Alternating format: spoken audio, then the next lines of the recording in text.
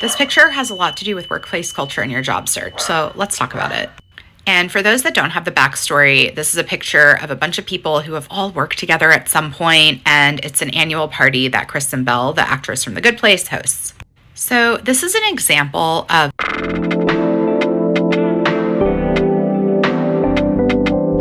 Hi guys, welcome to my channel. If you're new here, I sit on my bed, my couch. Right now I'm standing because I'm thinking of standing near the light. Boy, that sunshine is still standing because my area is too deep, because there's no sunshine coming in. There is nothing, no natural light. It's actually really dark, basically. So I'm just using the sunshine, guys. By the way, I'm not gonna show you guys where I live. No, do. By the way.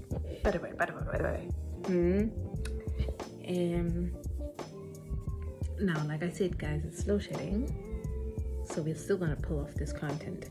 Light or no light, we are still gonna pull up this content. But anyway, stop.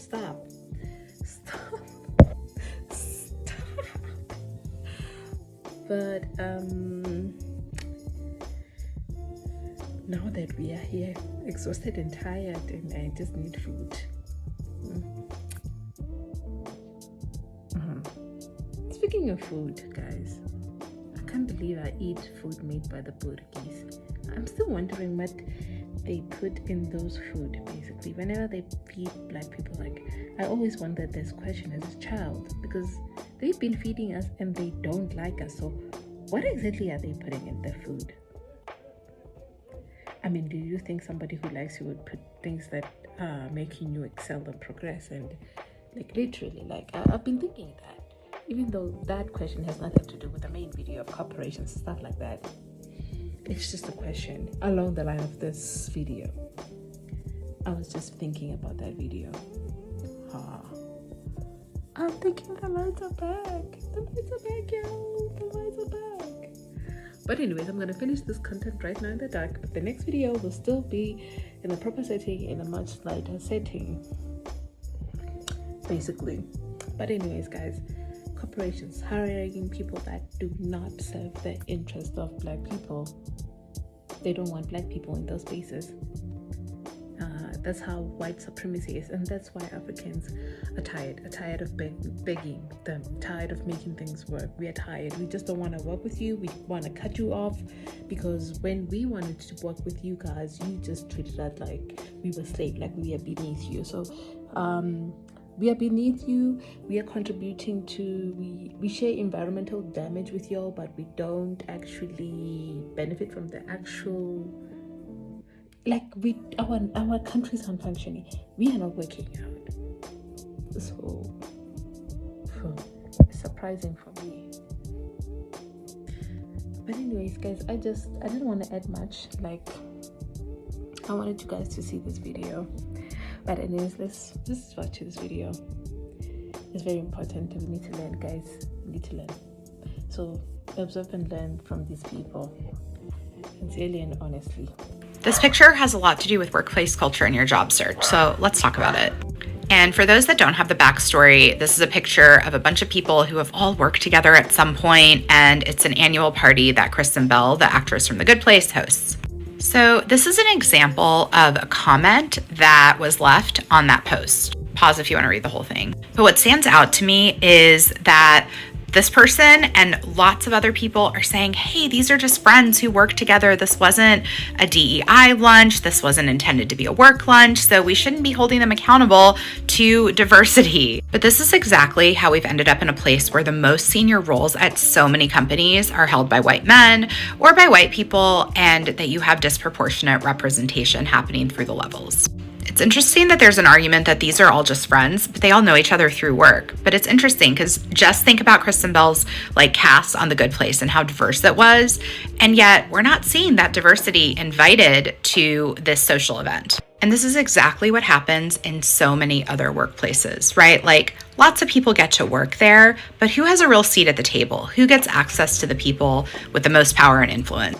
It's like who gets to be in the cool club that gets invited to the country club or to the golf game with the CEO. And what does that represent? What opportunities does that tend to unlock for those people? There are a lot of influential people at that table, and the people they're choosing to socialize with are the ones that look like them. And I'm sure if you ask them, it was not intentional. However, those are the first names that came to mind when they decided who they wanted to invite.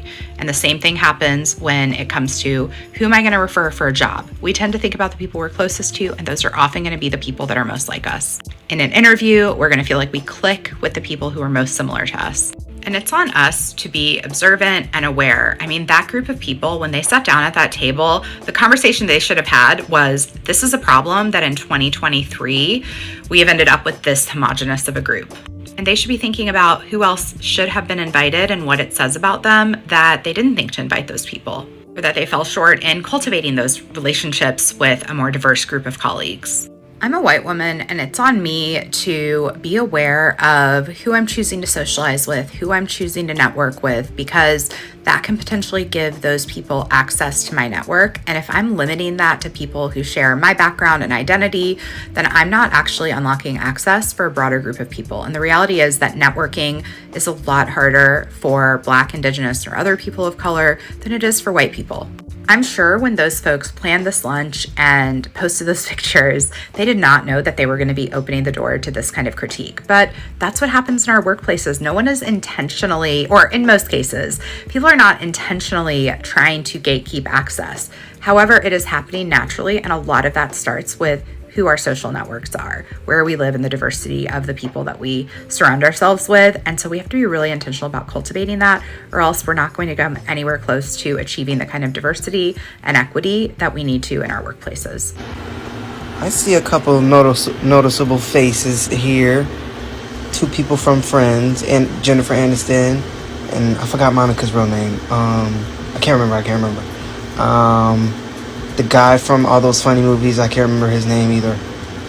I can't see that far back, but I think I know there's some people back there. I wish I was invited. That would be fun. Add a little bit of color. Just spice things up a little bit, Have great conversations and laugh. Oh, we would laugh all day. Can someone please explain to me why Kristen Bell is getting canceled for this dinner?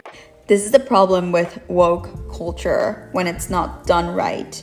People are calling them out because there's no diversity in the photo. As far as I know, it's a friends gathering.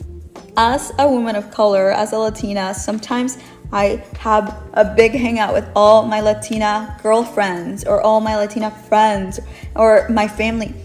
Nobody is calling people out for just hanging out with their group of people. That's okay. If you start calling out people for doing nothing wrong, it takes away from people that are actually trying to do good work in the space of DEI. So definitely go and watch that video I'm stitching because points were made. But I also wanted to give my own perspective on it. And obviously it's not a big deal. They're all friends, work colleagues. When you take a deeper look, they're all together right now because most writers are on strike, as writers literally can't afford to make a living right now. Meanwhile, these are some of the richest people that they are writing for. There's been a lot of times in my life where I was the only Black person in rooms like this or in spaces like this, especially with the job that I do. I am a nanny and I constantly work for a lot of white people. I have zero complaints. I love the families that I work for. They're great. We communicate very well. The pattern I always recognize is if I am invited to something after work or on the weekends or whatever, I'm always going to be the only Black person there. One of the most interesting thing I always found about it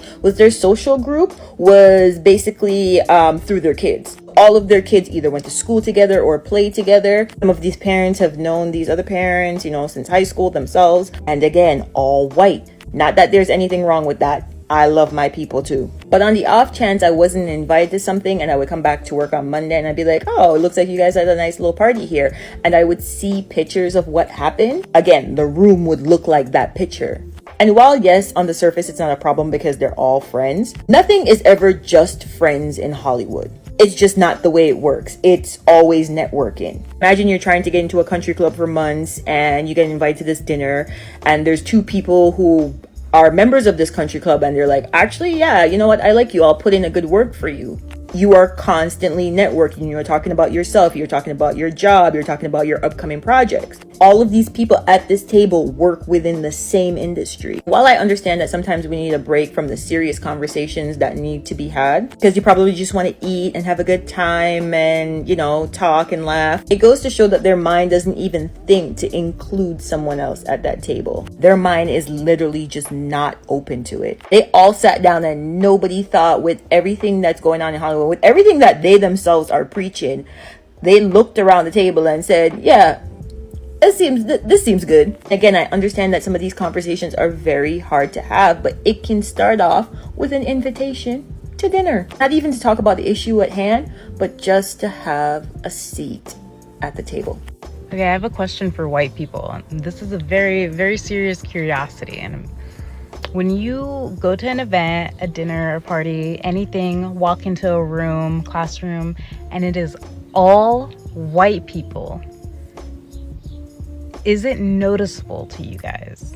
Like, do you guys ever have the thought that this is fucking weird? Like, if I walk into a room of all white people, classroom, dinner party, whatever, and I'm the only brown person there, I can feel it. Like, it's a noticeable thing and it's uncomfortable almost. But to white people, are you guys like not even fazed by it? Like, it doesn't even, you don't even walk in and be like, oh shit, it's all white people, whites only? This is a real question. So can somebody give me like a genuine answer? Are they all in a group chat together? Where are they staying? Is this someone's house? We see they're in Idaho, which, side note, we all need to go to Idaho. Look how pretty it is. So everybody's going crazy over this picture that Kristen Bell posted of just her and all her mostly white friends hanging out in Idaho. And first of all, what that woman said, oh, we should all go to Idaho.